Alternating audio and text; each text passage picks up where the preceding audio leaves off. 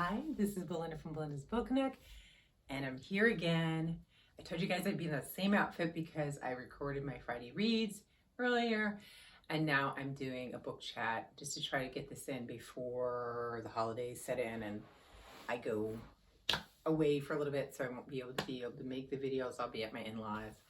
But so today's book we're going to talk about is Butterfly, and it's by Yusra Mardini. It's From Refugee to Olympian, My Story of Rescue, Hope, and Triumph. And I was trying to think of how I remember it. Like, I heard about this book, and I usually write it down so that I can put that in there in my notes. And I can't find it, so I didn't remember. But this is a library book that I ended up getting. I remember hearing about it, and then I decided, that sounds like me. I want to get this book. And so I checked it out of the library, and it's great. Like I said before, it's captivating. It just really pulled me in from the very beginning, and I just wanted to follow her story. One of the things that I thought about with regards to this story, let me find my notes. I'm doing this the first time I'm doing a video at night, so it's dark. And we're going to rely on the lights to try to illuminate things. So it's kind of weird to see how it's going to look. I think the lighting will be definitely different. So, and it feels weird. Like, I usually do my videos in the day. I like that. It's me. I'm all upbeat in the day. I'm starting to mellow out at the end of the day. So pardon that.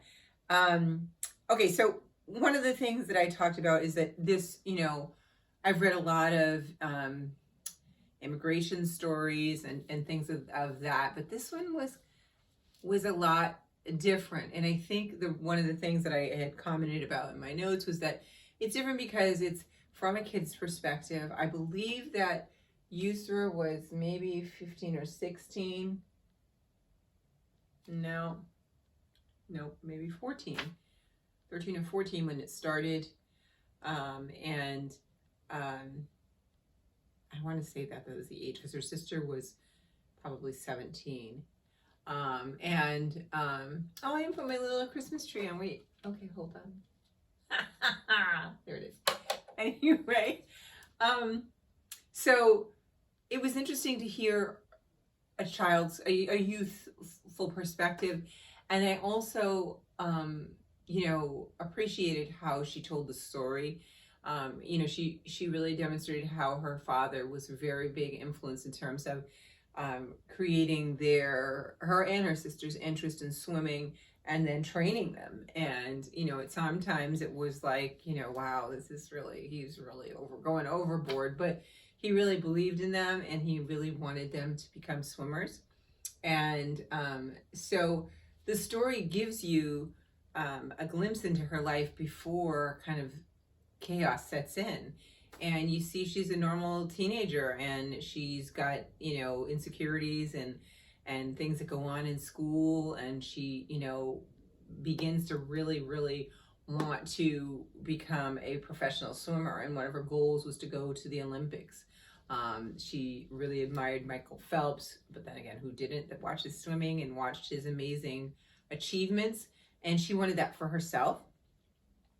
But then when things kind of changed, and the book allowed you to kind of see how all of a sudden, the war and the strife going on in the country in Syria began to get closer and closer to where they were, because in the beginning, everybody's like, well, it's not here. It's not going to come here. That's not possible.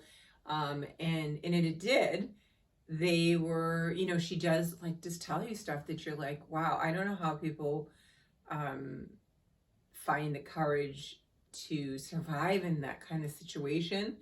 And her parents, were trying to make do with what they had in terms of the ability to keep them safe. So I thought that was very interesting just to see that come from her perspective.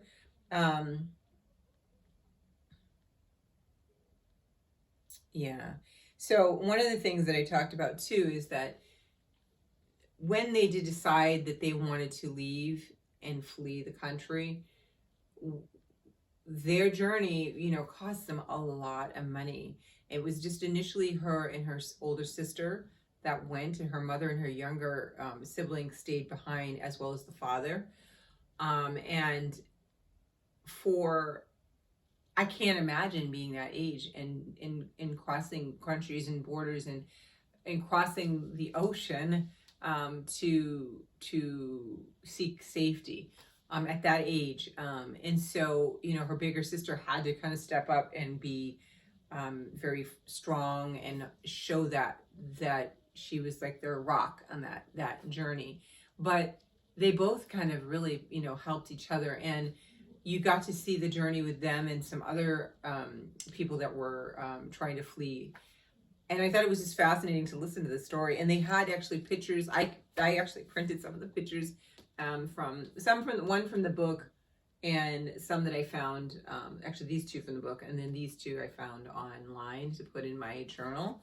And I just like doing that lately. I usually typically just put the cover of the book. It also just jogs my memory when I see a cover of a book, but I like to put them in here.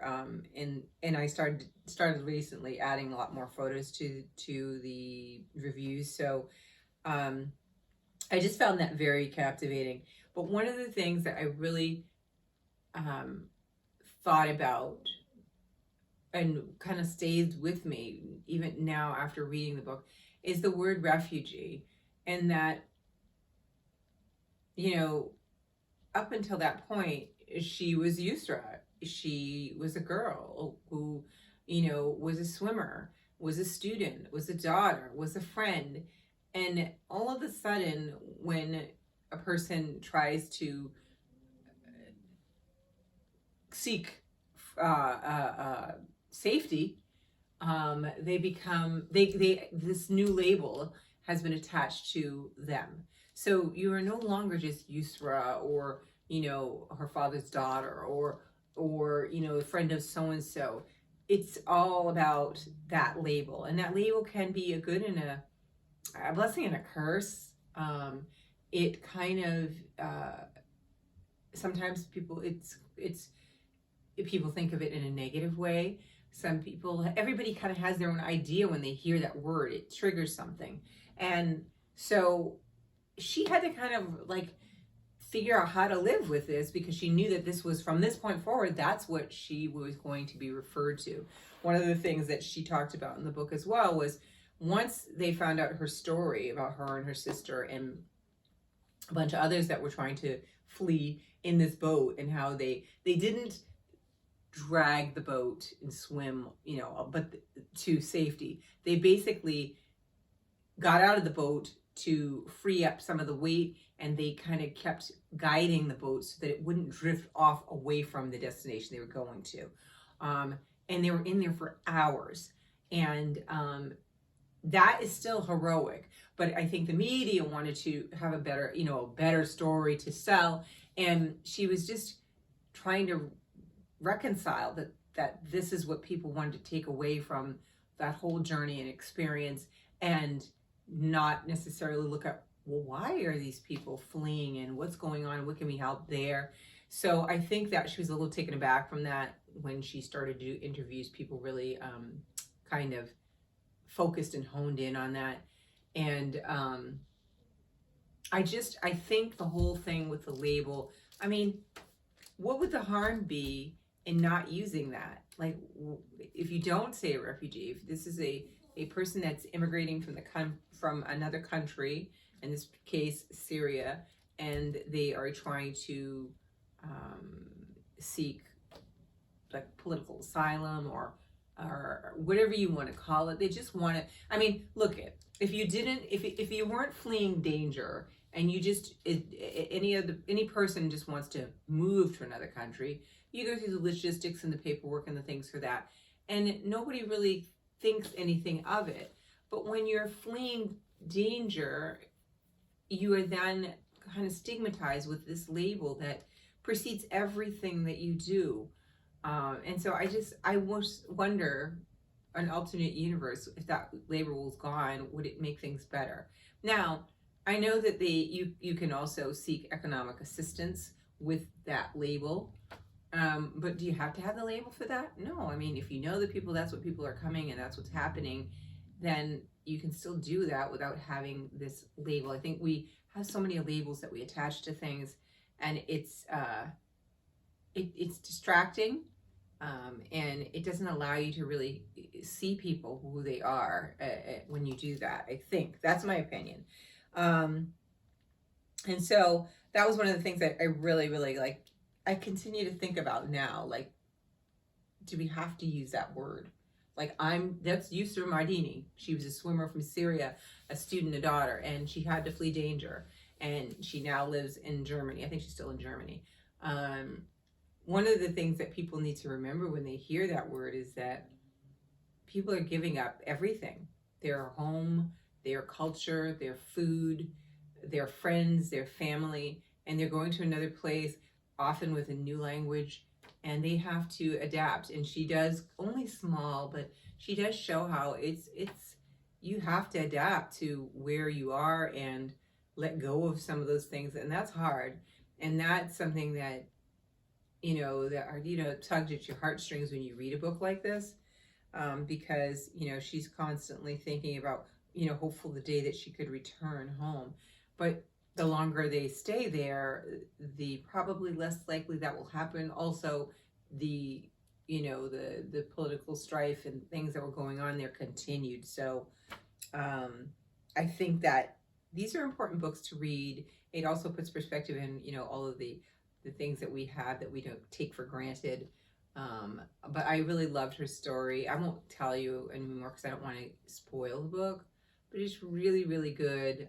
It's written very easy to read. It's a nice read, and I thought it was something special. So I'm really glad that I read this for Nonfiction November, and now I can return the book because, oh my God, I've been getting so many emails about it that I need to return it, and I haven't returned it, and I need to return it. So I'm going to do that. So if you get a chance to pick it up, that's the cover of it. I thought it was good. Give it a chance. You don't have to wait for Nonfiction November. You could pick it up now and read it in the winter. It was good. I definitely am glad that I got the opportunity to read it, and I continue now to go online to see if I see anything about her and what she's doing now.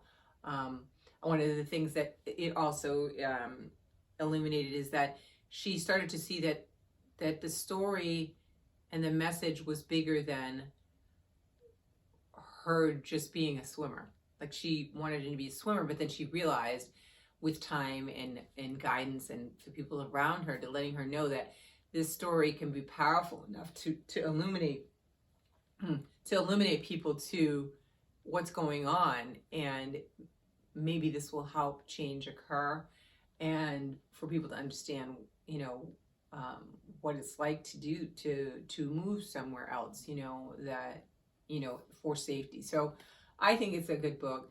I hope you get a chance to read it. If you've read it, let me know what you thought.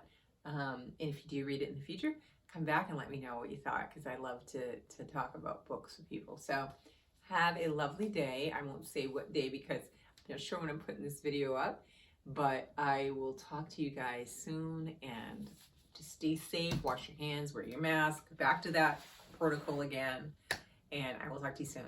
Bye.